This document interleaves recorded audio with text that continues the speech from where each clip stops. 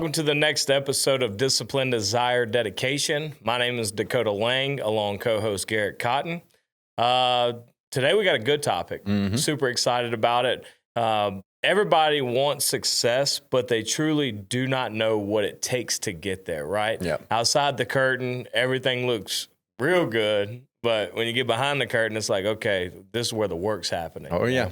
And there's been many a times that, I was sitting in my car just tears going down my face, just wondering what's the next move. You know what I mean? So, but on the outside, it looks very easy. What do you think? And it even comes back to, a lot of other successful people. They always talk about, it's not about the climb. It's about the success is not the destination. It's the journey, and a lot of the things that we've had to experience there's some really low lows in this journey, and starting off, we believe in a way bigger picture of what we're trying to achieve, but you're so far from it that, you start, there's ground level and we start below it, So, even kind of just to tag in like our personal experiences, when I came to do the performance windows and work with this company, my mom had to pay my rent, right? Like people don't see that. They think like, oh, he had a one-way ticket to Utah and like it was all paid for and this and that. Well, I wasn't making no money in those first couple of months. I just believed in the bigger picture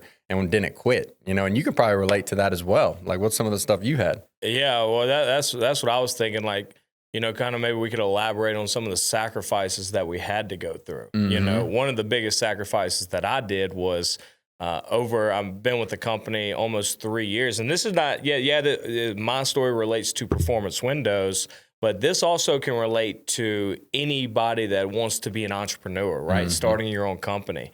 But one of the biggest sacrifices that I did was out of the 2 years and 8 months that I've been with Performance Windows, I've had people living in my house for 2 years of that. And at sometimes I had 3 to 4 people in my house at one time, right? Whenever I went down to Austin, my house was filled.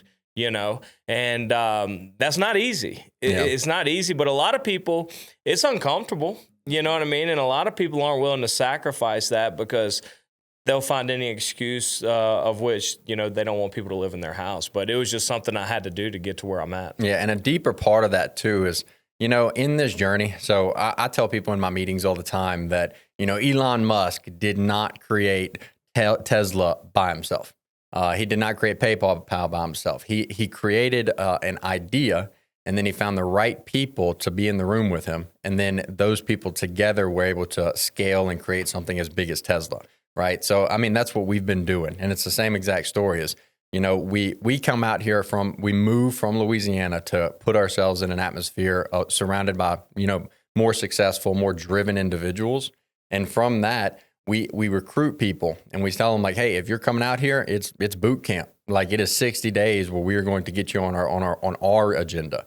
And, so that's the sacrifice of us. We're trying to establish and create that team. But in our journey, it's developing people to think like us. Yeah, exactly. Developing people that think like us or that we can get to think like us, right? Talk about some of the things that you've had to miss along your journey as far as like, weddings, birthday parties, you know what I mean? And, there's probably a lot of people that listen to this podcast that can say that they have truly heard Garrett say these words. But in my first 2 years, I'm a little over 3 years in this industry. In my first 2 years, I didn't go to weddings. I didn't go to funerals. I didn't go to date nights, movie theater, Topgolf. If the company wasn't paying for it and bringing me to do it, which is a company expense, I wasn't doing it. Like that was for 2 years. And there were points where we would bring people into our house and, we had to learn the hard way because we brought up like, certain people who were friends, and they were in your house and in my house. And then after work, they're going to Topgolf and they're going and having the fun that they used to have back at home. Well, we cut that out from day one, so like it's 2 years of not enjoying the instant gratification because you get off of work. What do you want? You want to get a drink or you want to go have some fun with your pals, go out to the bar. And that's the stuff that we've put away. And for me, I told myself, I'm like, even a ski trip, I told myself I'm not allowed to go on a ski trip unless I'm promoted. Like I have to qualify if I even want to go see my friends. Talk about that a little bit. Yeah. So like, for example, when I came in as a knocker, everybody comes in as a knocker. The goal is 60 days to get qualified. Well, for me, I came in and I'm like, oh, I'm going to knock this out of the park. It's going to be easy. So 60 days in, 40, 50 days in, I'm like, well, I'm going to schedule a ski trip with all my buddies were scheduling it and they called me. And for me, I love skiing, so I didn't want to miss out on it. So I was like, well, I'll put it on there. I'll pay for it. But if I'm not qualified, I'm not allowed to go. That was literally a hard rule. I said, I will forfeit every single dollar. But in order to live the life that I want to live, I have to first achieve the things in life that I want to achieve. So first things first was getting closer. Well, it took me 6 months to get qualified. And in that experience, I was getting stressed. But as we got closer to the deadline of that paid for ski trip, all it did was make me lock in. In the month of February, this ski trip was like February 17th or something. I was fully qualified in that month of February by the 15th. So it just, that pressure on me and the pressure that I put on myself is what helped me to accomplish that goal. So also to tag in on that, as far as, with that sacrifice, what I noticed too is like in my first 2 months of being in this industry, I was in the growing phases of, learning how to be disciplined, holding myself accountable, things like that. And it took me 4 months. On the 5th month, I was like, enough's enough. I'm not going another 2 months without qualifying. And it was literally like do or die. Like you can ask people in my meetings. I was like, if I don't set appointments today, it's questionable if I'm making it home. Like when I tell you, like I was obsessed over those 2 months to get qualified. And that's what helped me to get promoted in that second month. So. Yeah. I would say some of the things that I went through was whenever I truly committed to qualifying, it was the lonely times. You know what I mean? Like I distanced myself from everybody. Social media, right? I disconnected from it. I think I deleted them. Or no, I didn't want to delete my accounts, but I deleted everything off of like the homepage where you have to like go search it if you want to go to the app. Yeah. And that was one of the things that whenever you go through a time like that where you truly commit to something and there's no other option but to get it, and you distance yourself from all the other distractions, you really learn so much about yourself. Yeah. Because we have the FOMO. Yeah. That's the hardest part is especially our lifestyle of where we come from, and everybody knows as well. It's a fun life in Louisiana. Like we have good friends, we have good food, always good times. Like we're chasing a good time all the time. And so coming up here, you start seeing LSU football games. We bleed purple and gold.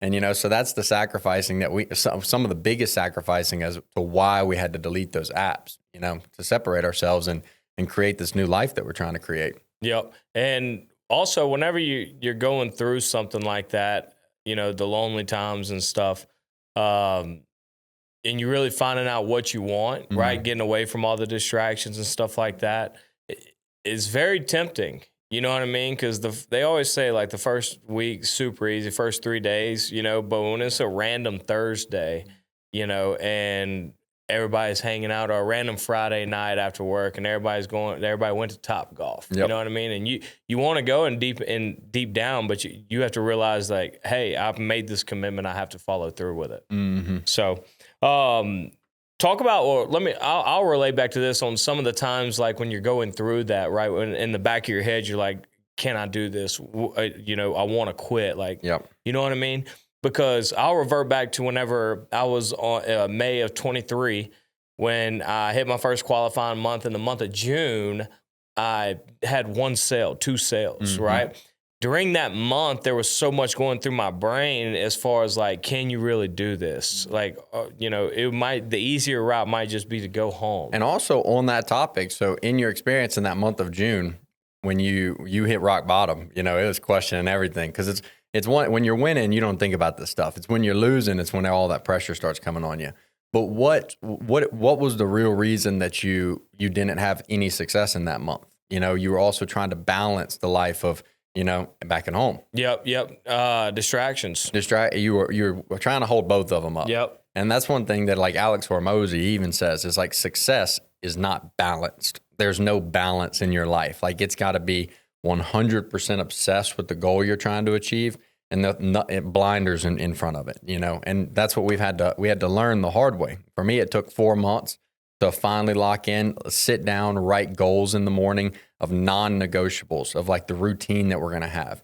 And I held myself to that every single day, and you've had to do the same things of, implementing new lifestyle habits, and that's what helped you to get there. Yeah, well, you're talking about routine, right? Because you wonder, okay, what helps you whenever you're going through those tough times? Yeah, discipline. Discipline, right? That routine, right? If you commit to that routine, which there is no other option, we always say discipline beats motivation every day of the week. A lot of times too, and it's like the longer we've been in this industry, we see it as like we don't make decisions based on how we feel. We do what has to get done. And that's something that's like the hard part to learn about being successful is like it comes back to my favorite quote of success doesn't make you heartless, it makes you use your heart less. And on that topic, the sacrifices that we've had to do, like blocking family. Like I've had to block my family's phone number because they're calling me. I'm in Utah or Colorado and they're calling me with problems in Louisiana asking me to help solve. And all that's doing is it's a distraction limiting me from achieving the goals that I've separated myself to achieve. I want to get on that, right? Family, right? Because there's been many a times in this journey that we've been on for the past 3 years almost with me, there's been many a times that Journey's had to go do something without me, right? And it's just part of the sacrifice, but a lot of people aren't willing to do it. Like, oh, I got to do that for my family. You know what I mean? Or you don't understand. You know what I mean? No, I do understand. I promise you, I understand. That's right? that unbalanced, though. You know, the balance would be, oh, I work all the time, but I'm also there every time that my wife needs me. Yep. It's not going to happen. Like, I had and I know we were talking off air a second ago, but I was also on a recruiting call this week with a guy. And he works for Anderson Windows, and he was talking about in Louisiana, and he was talking about he got like 2 kids or something like that, and he kept saying that how miserable he was and everything, but he kept reverting back to he don't know because of this, because of that, right? Because of his family. Those are the distractions. Those are exactly. You have to be willing to sacrifice to be able to get good results. And people aren't going to like this right here, but family is a distraction. Your kids can be the distraction. Your spouse could be the distraction. You need to build a support system in your life. Create a support system. I love Caitlin to death. She is literally the mother of 2 children, my wife. She's perfect. But Caitlin understood from day one that I need her to be the partner that's going to help me get to the next level. She understood that there's going to be a lot of sacrificing. She understood that there's going to be people living in our house. She's going to be making breakfast for strangers. She's going to be making dinner for strangers. And you need that person to be your support system because any person in your life that's pulling you down, you just got to cut them off, and that's probably the biggest sacrifice, and you probably have some examples of some people that you've had to cut off in this journey as well that didn't align with support. Yeah, 100%. I mean, I kind of said that on the last episode, right? Look at your friends and you'll see your future. Yep. If you hang around the same people constantly, and then there's no movement in the room, right? There's no growth. There's no growth, right? Which comes from movement, right? We got to have movement in the room. We always preach that in our offices, right? If you have a stagnant office, no new people coming in, nothing like that, it's going to come dull. There's no growth. There's nobody's changing. Low action, and that's where we see that you start to see people start to find their ways out because the mind is so powerful. If you're in a room surrounded by people that aren't seeing success, it's so easy to start slipping away. Yeah. And I would say whenever you do cut out those distractions that you may have, then what you're going to realize is that you actually open a lot of new doors and you'll start seeing opportunity come your way, which is exactly what happened in our journey. Yep. You know what I mean? I ain't never had somebody slide up in my DMs asking me to come work for them. Yeah. And when I was working at Chili's. But here I am, and I've got people probably at least 2 to 3 times a month. I have people sliding up. Hey, are you in door-to-door sales? Are you in virtual sales? Would you like to come work for me? You look like a stud. But it's because we've created this culture of an atmosphere of the people that we surround ourselves with, and now it makes us to seem like we're hard workers. We're the type of people that people want on their teams, because we changed our lives that way. Yep. I got one thing right here that I really want to bring up is. When we're talking about the hard times with the sacrifices and stuff like that, let's talk about some of the achievements we've had and how whenever you hit those hard deadlines, how it brings a new type of confidence out in you and a new type of, I guess you can say, like, reward to yourself. You know, for example, whenever I missed it in June and then qualified August, September, or August, July, August, whenever I did, you know, we all talked about, I mean, we've had market owners on here and they talk about the feeling whenever you fully qualify closer on how much weight that just lifts off your shoulders, because ultimately you just unlock the key to financial freedom. The cheat code. The cheat code. I always call it the cheat code. Is like you've literally achieved the cheat code. Now the sky is the limit. You know, but I think on accomplishing those goals, like becoming like for me, the first 2 months I came in and I thought I was going to qualify in the first 2 months. I hit my first month. I mean, I didn't qualify the first month. I did qualify the second month, but you have to do 2 consecutive months in a row. And then I didn't qualify the next month, and then I did qualify the following month. And then after that, it came to December, and I'm like, okay, new year, it's cliche, new year, new me. You know, that's what it took. I sat down and I was like, enough's enough. I was like, I've lost 4 months in a row. I will not be a loser anymore. And that's whenever I sat down, you know, those non-negotiables, the disciplines that we instilled. And that also contributes to the confidence that you're going to have. Because when you wake up, when you say you're going to wake up, when you take a cold shower, when you say you're going to, you work out when you say you're going to, you set appointments when you say you're going to, you come in that habit of just being a doer. That if I say I'm going to do it, I'm going to do it. And that translates even to us right now. We say, we're going to make a wedding venue.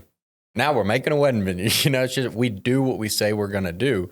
And I think that's what's helped us to contribute so much to our success, you know. And some examples, you know, even as growing into closer and market owner and stuff like that, when we were closers, you think about it, we didn't really have a lag period of, you know, slump as a closer, because once we finally achieved that closer script, we were obsessing so big over just that promotion that once we got the keys, it was like the races are on. And that's when we started competing. And that's when we just wanted to take over.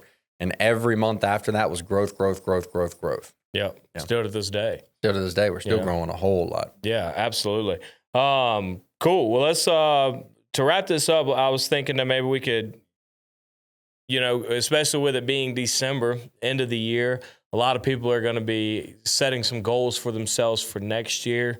What would be some advice you would give to somebody as far as setting their goals for next year? And to anybody setting goals, or to be honest with you, I would say set small goals that are easily achievable to start. And like, keep in mind, you know, some examples of this is I used to say a cold plunge every morning. Well, it's a lot of hassle to go out there, get in a cold plunge, buy a cold plunge if you don't have one. If you live down south, you have to buy an expensive one that actually gets the water cold. You know, it's in Colorado, I can just set it on my porch and it was cold. You know, so that's a big task to do.